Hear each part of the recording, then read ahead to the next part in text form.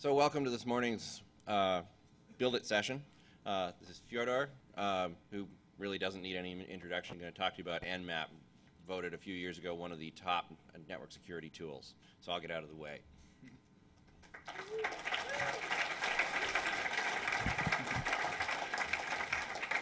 Thanks, Crispin. Can everyone hear me all right? Yeah. Good deal. Well, like he said, my name's Fyodor from insecure.org. I'd like to thank you all for coming and all my friends at Shmoo for inviting me.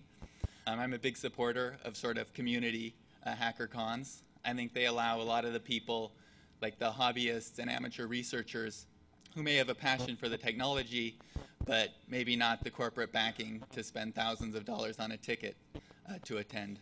So those are great. Today I want to talk about advanced network reconnaissance with Nmap. There are a lot of security people who use Nmap, but many of them don't understand its full power. And Nmap deserves a part of the blame for that, for being too helpful. For example, if you run the scan nmap scanme.nmap.org, you're leaving Nmap to choose the scan type, the timing details, the target ports, the output formats, the source ports and addresses, and much more. In fact, you can even say -IR and let Nmap choose your targets for you. So this makes Nmap easy to use by hiding this complexity, but also easy to grow complacent with. Many people never really explore the literally hundreds of options that Nmap options for more powerful scanning that Nmap offers. So in this presentation, what I hope to do is give 3 real-life tasks and show how you can use Nmap effectively to solve them. Now, I kind of chose them to be relevant to your average Shmoocon attendee. So the tasks are bypassing firewalls, defeating intrusion detection systems, and scanning for pornography on the net. Now, I'm also going to introduce a new version of Nmap special for Shmoo. Version 3.97 Shmoo is available at this URL here, and I'll be talking about the new features shortly. Also, these slides are available at that URL. I think I should give fair warning now that this presentation does include real unsanitized IP addresses and host names. That's because I trust you guys not to abuse the information.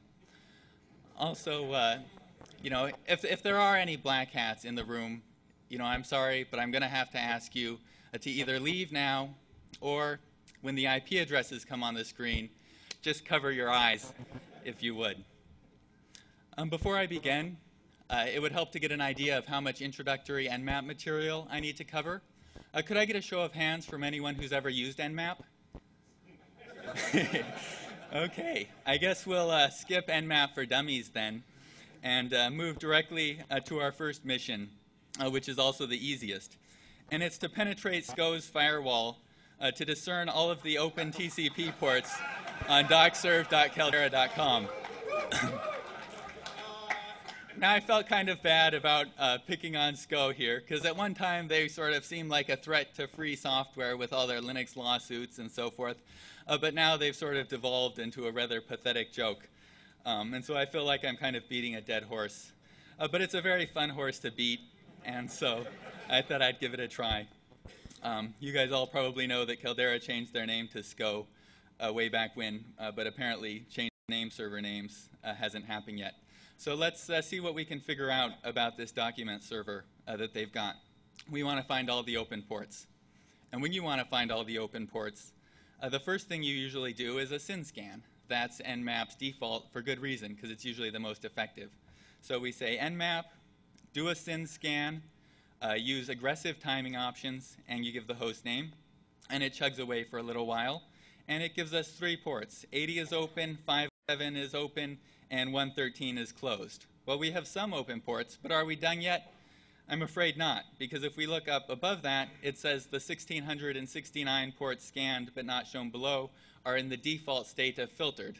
Oh, well, that's a bummer. So we may have gotten 3, but there are still almost 1,700 left over to discover. And in fact, of course, there's 65,000 ports, but sometimes it makes sense to just start out by scanning Nmap's default port selection until you figure out what works, and then you'll do your big 65,000 port scan. So if the SYN scan didn't tell us what we need, maybe we should branch out and consult the man page a bit and try some other scan types. The next one we're going to try is a fin scan. And this is a great one since it doesn't include the SYN flag in the TCP header. It's able to cut through a lot of stateless firewalls that just try and block connection initiation attempts. So with the fin scan, it comes through and it gives us pages of ports. Many of them had to be cut just to fit on this slide. And here the default state is now closed. So it was able to figure out the state of 1,632 ports, but a lot of these interesting ones, it doesn't know for sure. It says open or filtered, because the fin scan, if it gets no response back, it says, well, that's what happens with an open port, but if there's a firewall somewhere in there blocking our packets and the probe or its response is blocked, you'll also get nothing back. So we're really not sure. And in terms of whether you want to potentially brute force the port or something, it's critical to know whether it's filtered or open. So we're going to have to try yet again something a bit different. And this time what we'll try is the ACK scan. We give this one a shot, and it's a lot like the fin scan in that, no SYN packet so we can get through the stateless firewalls. But it has advantages in terms of being able to distinguish the filtered ports from unfiltered. So this time it tells us 3 ports that are interesting, 135, 1434, and 32777 that are filtered. And all the rest, it says, are unfiltered. Well, that helps us a bit, but what unfiltered really means is that Nmap can talk to the port, but it doesn't know if it's open or closed. So there's still some information missing that we want to know. But what you can do if you're clever is combine these results a bit. And so, for example, let's look at what happens with the telnet port. The fin scan told us that port 23 was open or filtered, whereas in the ACK scan, 23 is up here in unfiltered. So if one says open or filtered and the other one says open unfiltered, then that leaves you just open as the likely scenario. Let's do one other example. Port 135, we see here, was also open or filtered, but here it says 135 is filtered. So instead of being open, this one appears to be in the filtered state.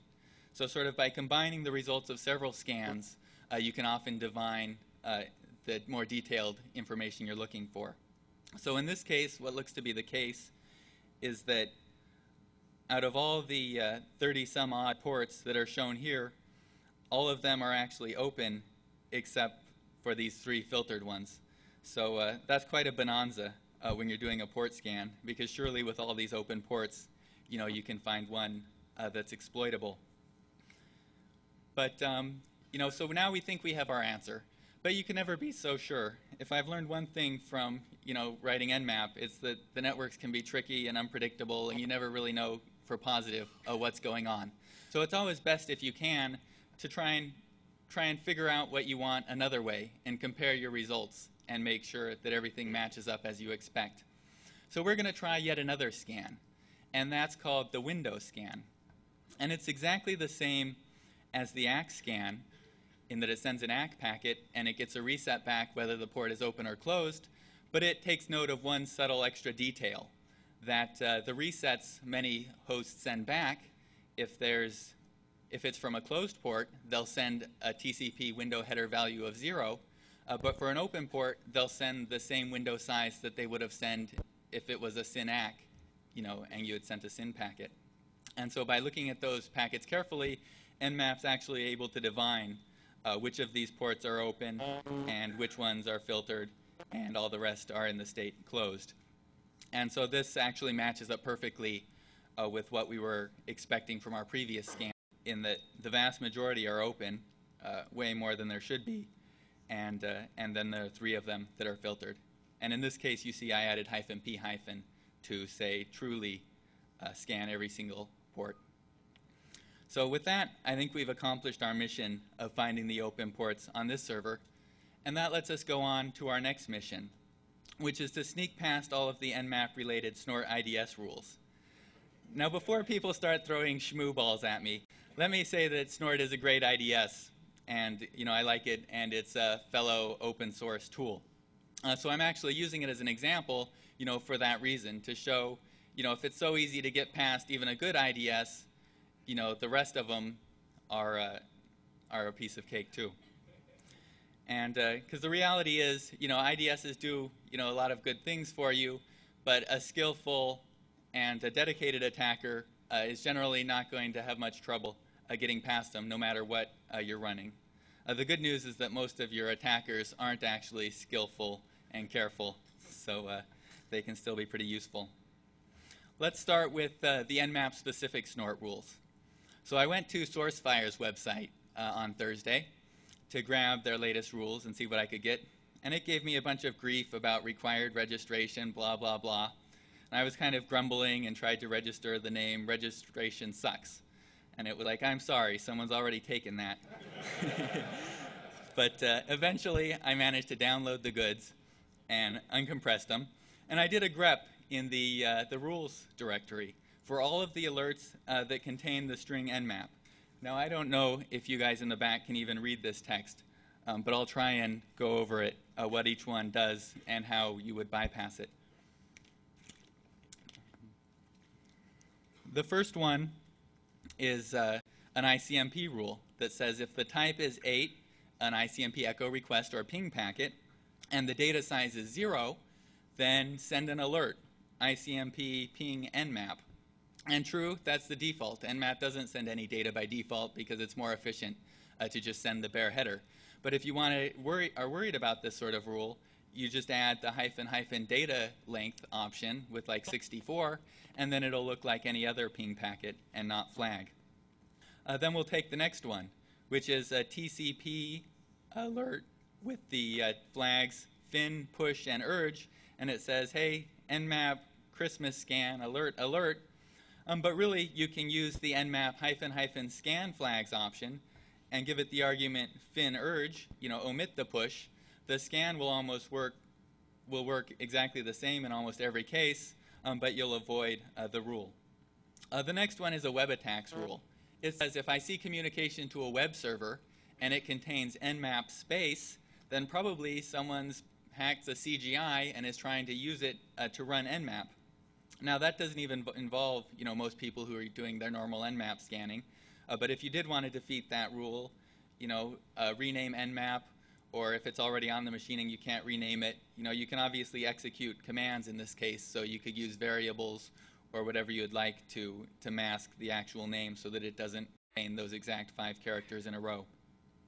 The next one is a TCP alert that says if you have the ACK flag set, but an acknowledgement number of 0, then flag an alarm that it's an nmap ACK scan.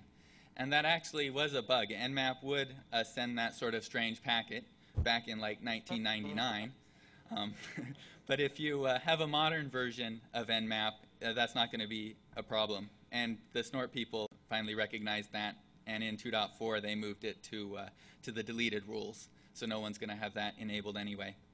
The next one is an OS fingerprint rule that says if you see the sin, fin, push, and urge flag set, alert that it's an nmap OS fingerprinting attempt. And first of all, that one's also in deleted rules, so people aren't going to have it enabled. But if they did, it's just one line of code to remove that one test out of the many OS detection tests, and you're still going to get reliable results. And so it is a bit more of a pain. You have to modify your scans a little bit, but if you want to get by them, you're not going to have much difficulty. So with these nmap-specific rules out of the way, are we free and clear to scan all we want? I'm afraid the answer is no.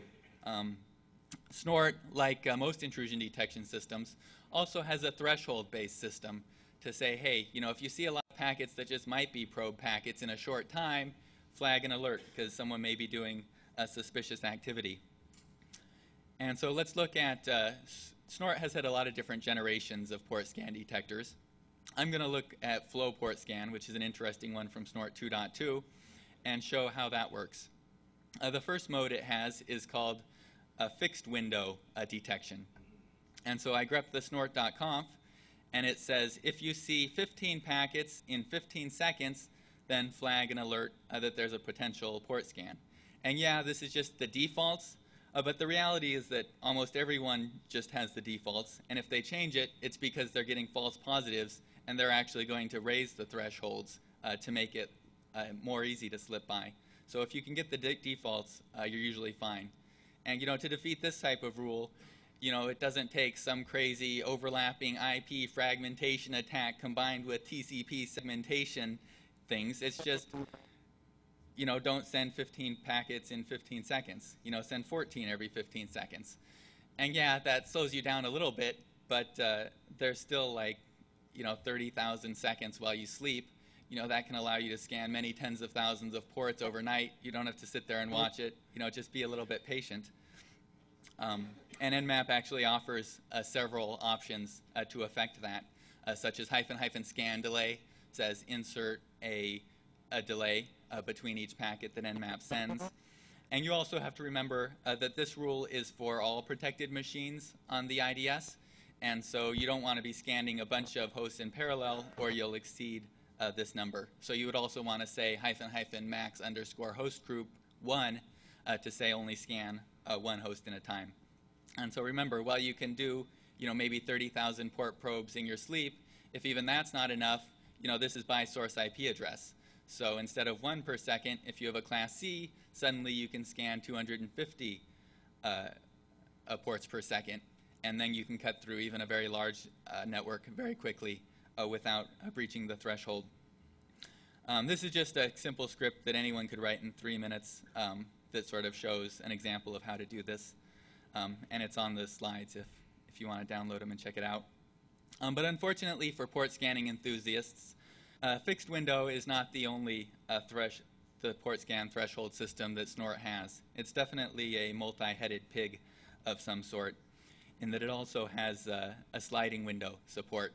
And this one's kind of insidious because it's built exactly for that case, where you say, well, forget it, I'll just send 1 packet every few seconds, and then I'll never get 15 packets per 15 seconds. Well, what this says is I'm going to look for 40 packets. If I see them in a window of 20 seconds, then I'll flag. But whenever I see a packet from a host, I'm going to increase the window size, how long I'm going to let remaining, by 50% of the amount of time that's elapsed since the first packet I saw from this host. So even if you were to say, well, I'm going to wait 10 seconds between every single packet I send, well, this would still get you, because every time it got one, it would increase the window by more, and as soon as you reached 40, it would flag. Well, that's sort of a bummer. But you don't have to think all that long to see sort of some of the obvious ways to get past it and under the threshold. For example, if you send just 39 packets just like that, the window is hardly going to increase at all because there's been hardly any elapsed time, and then you just wait 21, 22 seconds until that window expires. So it's like 39 packets, 22 seconds, 39 packets, and so there you're able to actually scan 2 packets per second. So that's actually twice as fast as the fixed window. One problem is that you don't know which one is actually enabled, or potentially both of them are enabled. But again, you don't have to think too long to say, hey, what can I do to defeat both of these at once? Well, send 14 packets all at once so that you don't violate the fixed window, then wait 22 seconds so that both fixed and sliding windows have expired, and then send your another burst of 14 packets. And so yes, that's 14 packets every 22 seconds, which sounds kind of slow, but again, that's 50,000 probes a day. So, even a big network, if you have a few dozen hosts, a few dozen ports that are likely to be interesting, that's many thousands of hosts you can scan every day for each IP address that you use. So this is, again, just another simple script that shows an example of how to do this with Nmap. Another thing is sometimes you say, well, forget all this timing stuff. This is too complicated. It makes my brain hurt. I don't want to even deal with that. Well, you have other options. One is to simply exploit the IDS. We've seen a lot of security holes, sadly, in a number of IDSs. I hate to pick on Snort again, but they just had the huge back orifice preprocessor exploit just a few months ago. ISS Real Secure had the big security hole that the Sapphire worm exploited. Ethereals had more holes than I can count. Basically, that's often an option that kills two birds with one stone. And don't forget your decoys. I won't really talk about them much since they've been in Nmap forever. Hopefully people already know about them. But they can be a nice way to sort of, if you do get alerted, they get a message like this that shows attacks from dozens of IP addresses. And they don't really know, which ones of these are the decoys and which one, if any, is the actual attacker. Unfortunately, I don't have time to do a whole presentation on IDS evasion, but there's a lot more that you can do when you want to get complex. Exotic scan flags with the scan flags option. You can manipulate the source port, IPv6, IPID idle scanning. Fragmentation now has an MTU option that allows you to specify exactly where in the packet it fragments. SOCKS and HTTP proxies, source routing, etc. And most of these, Nmap has built-in support for.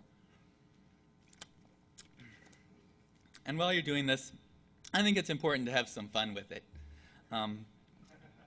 This is an old example from good old Black Ice Defender, a little program I wrote that would search on the net and find Black Ice instances, and then it would cause a critical alert for them, the red code, and then it would say the intruder whatever I want, like your mother in this case, or cert.org, or whatever I wanted.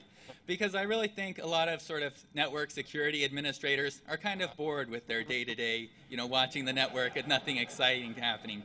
So if you just once in a while insert a flood of critical-looking spoofed attacks, they may panic at first, but they'll eventually get the joke and appreciate it.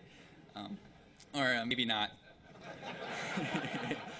But while we're on the topic of having fun, let's move to our next topic. Our next mission is with single service discovery. And that's pretty common. Say there's a new exploit that comes out, and you want to check your whole network very quickly to find all instances of the vulnerable service so you can shut them down before the attackers do.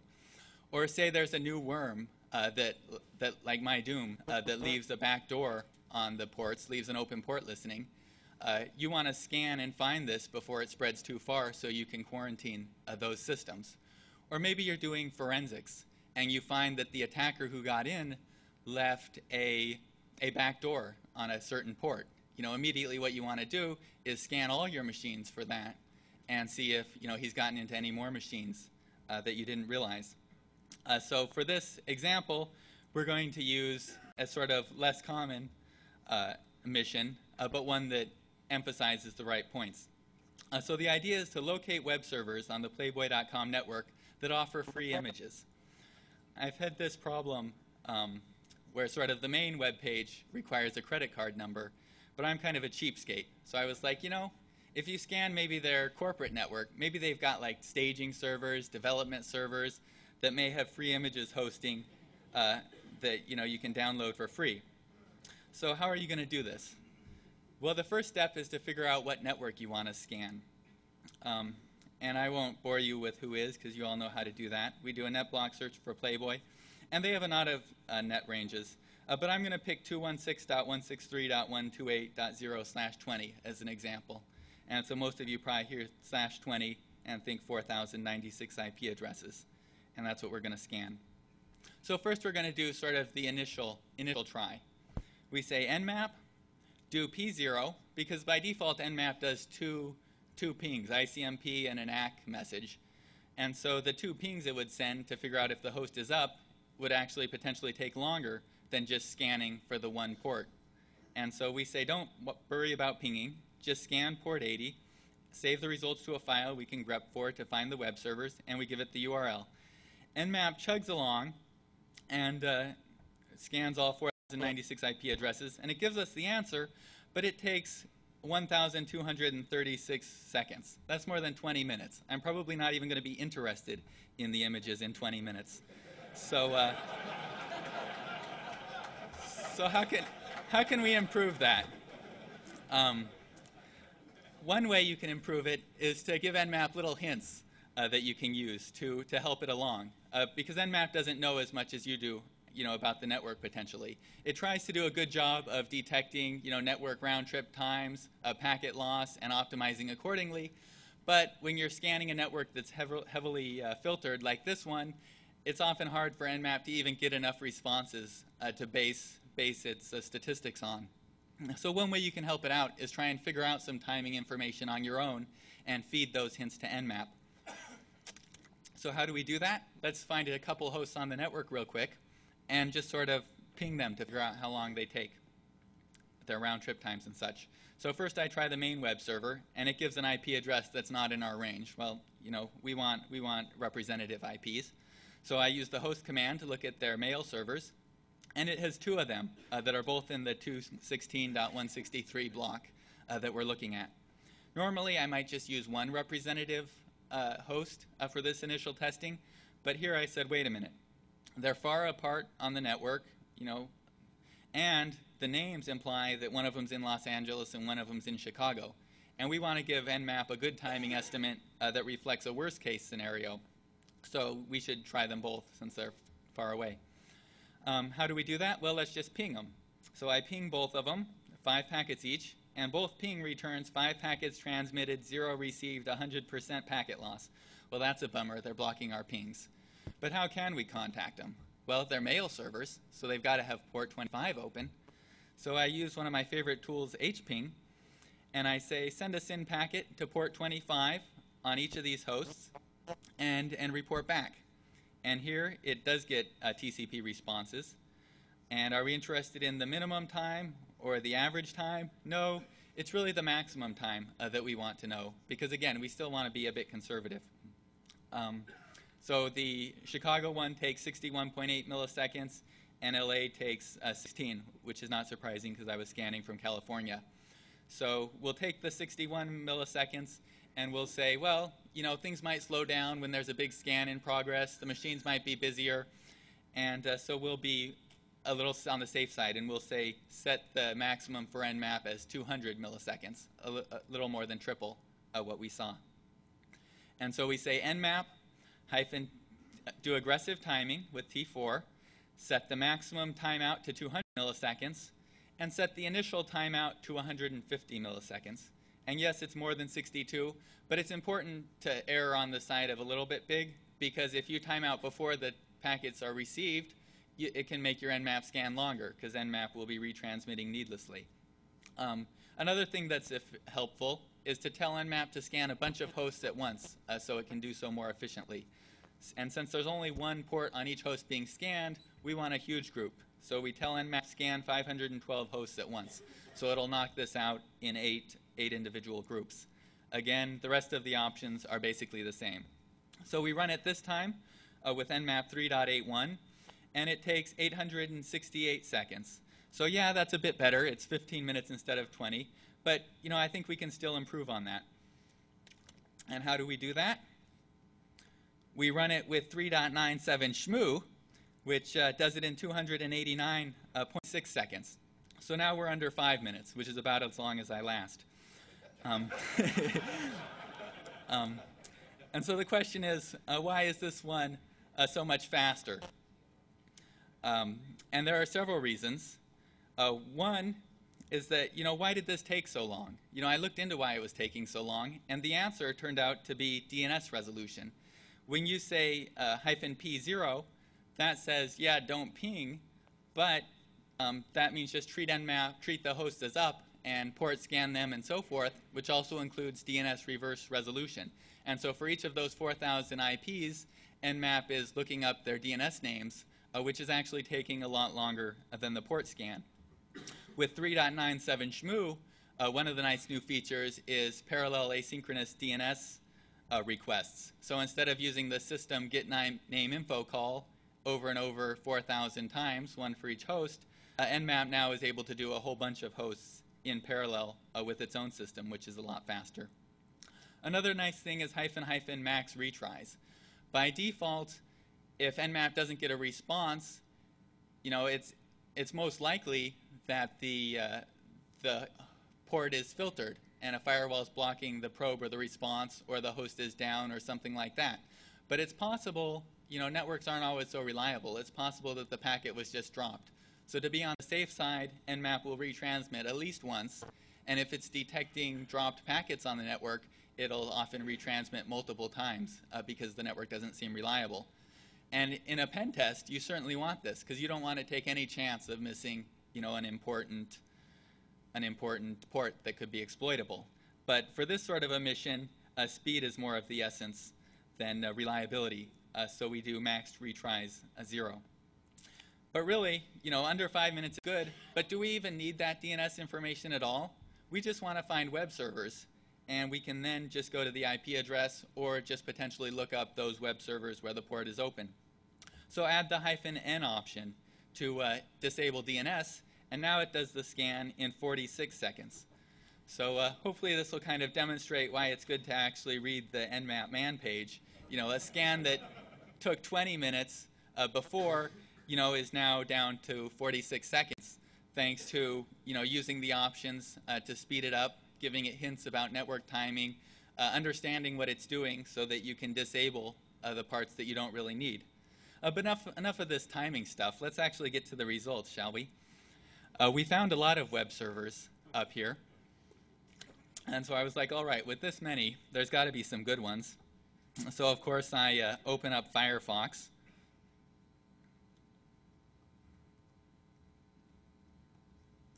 And the first one gives me this. Good old Outlook Web Access. Now, if we were trying to exploit their systems, this would be great. But it's not very gratifying given our current purchases, or our current purposes. And it looks like we don't even have a mailbox. Well, that's okay, though, because we had a lot of different servers here. So I went through them one by one, and I was kind of getting disappointed. And then I found 136.31. That one's a great one, let me tell you. It has literally gigabytes of images. It was a downloading orgy as soon as I found it.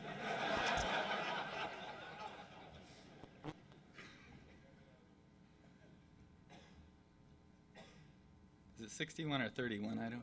Oh, okay. Oh, dear.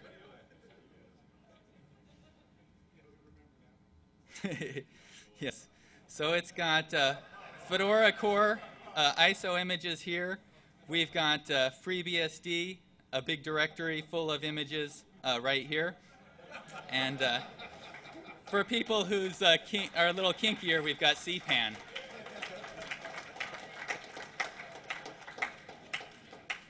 A number of these also had sort of more visual type of images, but I figured you guys wouldn't be interested in that. There's also version detection, which is something that we didn't really need for this particular example, but it's also something that you often do want to know, because there Nmap actually interrogates the port, says, hey, this is an HTTP server running, it's Apache, this version, whatever, and that can be useful if there's a new exploit out or something and you want to find a particular version, or you want to find the service if it's running on a non-default port or whatever. And you can even do clever things with it. The Shmoocon attendees might be the type to sort of take things in a more creative direction. And so really all version detection is a system for sending probes to a whole bunch of different ports, looking at responses, comparing them. And so it's actually real easy. Well, by default, Nmap just uses it for service detection and trying to get the version numbers and so forth. You can really do whatever you want with it. This is one someone wrote to scan his network for the MyDoom virus, like the day that worm came out. You could do one pretty easily that looks for open proxies by sending like a proxy request, and looking at the response. You could do one to exploit a vulnerability to, truly test. Some of the vulnerability scanners may just test for version numbers. If you really want to check this exploit, you could run it that does something innocuous on every machine on your network to try and find any that are actually vulnerable. So that completes that mission. And so now I get to the code. And the new version is called 3.97 Shmoo. And what it actually is, as you can probably guess from the version number, is we're getting pretty close to version 4.0 I hope to release in the next 2 weeks. with Nmap, it's not due to marketing reasons that we pick our version numbers. It's because I just ran out of new version numbers to give. So this is kind of a pre-release that I'm hoping you guys might want to try it out and let me know if you find any problems or bugs. And let me show you some of the new features. The first one, runtime interaction, is something that I can basically demo. Basically, if you do what happens to me a lot, is I'll say, Nmap, do a SYN scan on these machines, and then I'll wait a little while and nothing will happen, and I'll say, I want to know when it's done. I should have done verbose mode, dang it. And then I'll have to cancel and restart it again, and it's a pain. But with runtime interaction, Nmap is actually watching. So if you press enter, it'll give you an idea of how close it is to being done, how much time remaining. Yes. Apparently people like that. And there's more. If you really want to know what Nmap's doing right now, P will enable packet tracing, capital P will turn it off, V to increase verbosity, capital V to decrease it, D will increase debugging level until it's truly scrolling the screen, and anything else will just give you the statistics. So that's one that people may find handy. Apparently they do. There's the parallel reverse DNS that we talked about. Corrupt TCP and UDP checksums. This is one that I didn't have time to really go into, unfortunately, during the talk, but it's a new feature that says, Nmap, whenever you send a port probe, ask or just send a bogus TCP or UDP checksum with it. And that can be very useful because pretty much any end destination host, even a Windows machine, will check the checksum and not respond if it's bogus. But there are a lot of firewalls and IDSs out there where you'll put a rule to say respond with a reset to this type of packet, and they'll just respond anyway without even checking the checksum. So this is a good way to say, am I really talking to the host here, or is this just a firewall that's spoofing these responses and there's really no host or none that I can get to? There's also the max retries option that I mentioned. I'll just very, very quickly mention the features since 3.50, which was the last major release 2 years ago. And so this is what's going to go in 4.0 and what's in 3.97 Shmoo. ARP scanning and spoofing can be really useful. Like if you're in a conference room and like there are a bunch of ThinkPad users and one guy with a Mac, you can say -- spoof Mac Apple, and Nmap will use Apple's OUI and Mac prefix and make up a MAC address, and if someone sees the scan, you can just point to that guy. It's an Apple Mac. I rewrote the core port scanning engine to be more efficient. Diet Nmap was version 3.95's effort to reduce memory consumption and very large scans. I wrote a brand new man page and reference guide that's already been translated to 7 languages, and there are 23 more languages in the works. It takes them a while because it's 30 printed pages long, but I think it's more comprehensive in that it actually includes most of the Nmap options except for the super, super secret ones, and it's better organized. There's a huge version detection database update. 3.50 had 1,000 signatures, whereas this one has 3,000 signatures for literally hundreds of different protocols, from FTP and SMTP and other common ones to very obscure things. Version detection can now gather the OS and device type and host name. So if it says, hey, this is the Linksys WAP54G administrative web page, Nmap can tell you, hey, it's a wireless AP, the vendor is Linksys, and so forth. And you can use that in addition to traditional stack fingerprinting. Version detection rarity allows you to control how invasive version detection is. So you can do a real light fast scan, or you can say use every probe you know of, even when it's unlikely to work. The OS detection grew 50% to 1,684 fingerprints. Performance improvements on Windows were substantial. The rat bastards from Redmond actually, or I might, they, yes, and recorded. They're not going to help me anymore now. But they blocked with Windows XP SP2 raw sockets, which Nmap had used, which was a shame because it was kind of a nice API that Unix and Mac OS X and other operating systems had. But for whatever reason, Microsoft decided it was a security hole. They blocked it. There was a workaround pretty quick, but but then I wrote a faster one this summer that uses an NDIS driver that's part of WinPCAP to send, and also Doug Song's excellent libdnet to send raw ARP packets on Windows or Unix if you select that, which is actually much faster than the old system was anyway. So I like to think of this code as sort of giving the finger to Microsoft in C++.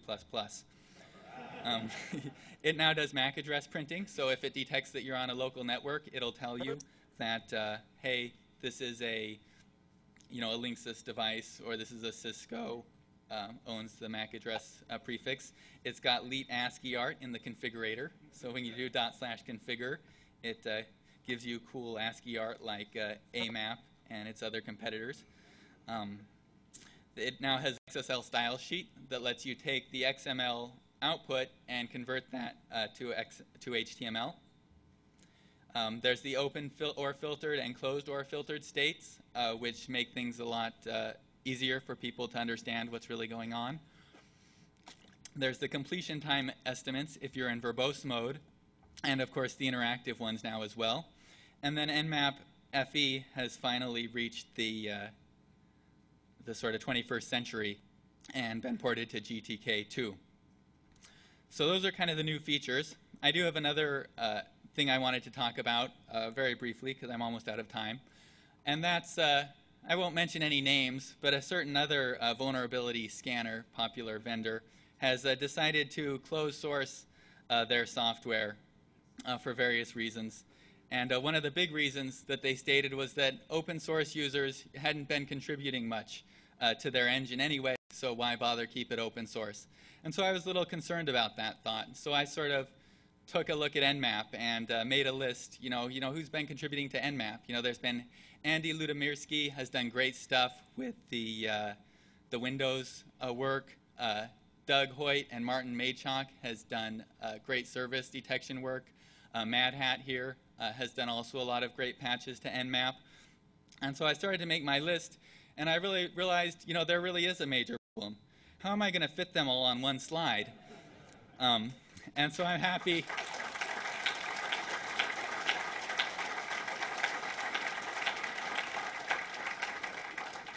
Yes, these people deserve a lot of appreciation because they've really helped make Nmap what it is.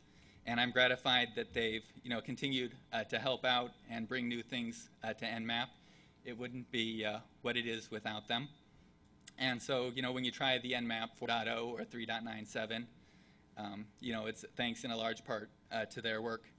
And now I only have about 4 more minutes, so I'll just leave this up while I answer a few questions that you may have. Your book? Oh, the book, yes. Why did I even put that in the demo? Or in the, I send these to conferences, and then I come back and look at them and think, oh man, why did I put that? But it's actually almost done. It's called Nmap Network Scanning. And I don't know if I'm the only one who's going to be interested on 350 pages on port scanning, but we'll see. The problem is that I keep changing Nmap so fast that as soon as I get one chapter done, I have to totally rewrite another chapter.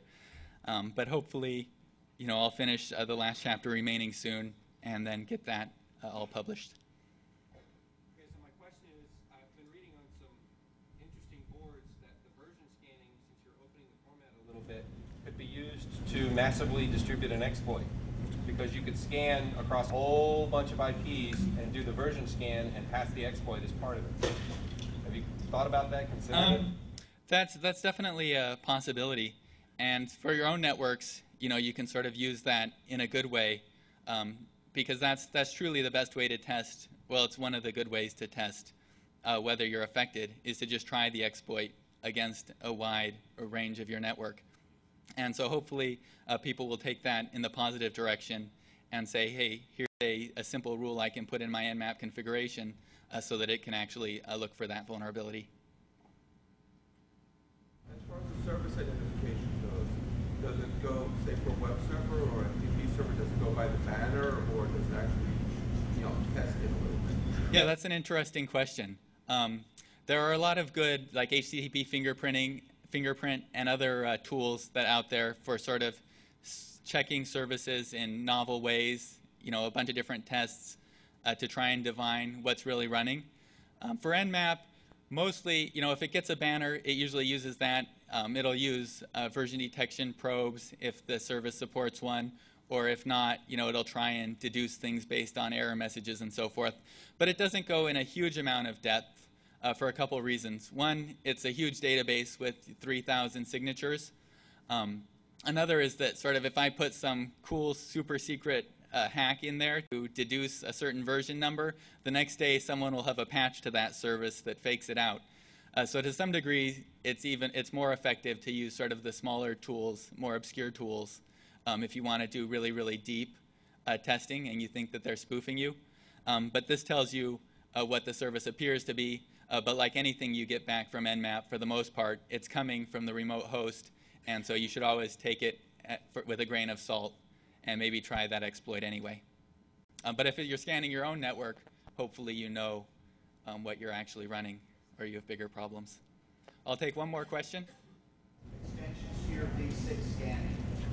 Are you going to do any additional extensions to your IPv6 scanning? Yeah, it would be nice to support more. I have an example I use in some presentations where I scan came.net, which is a big IPv6 proponent with IPv4, and then I scan the same host with IPv6, and a lot of the previously firewalled ports are now available with IPv6.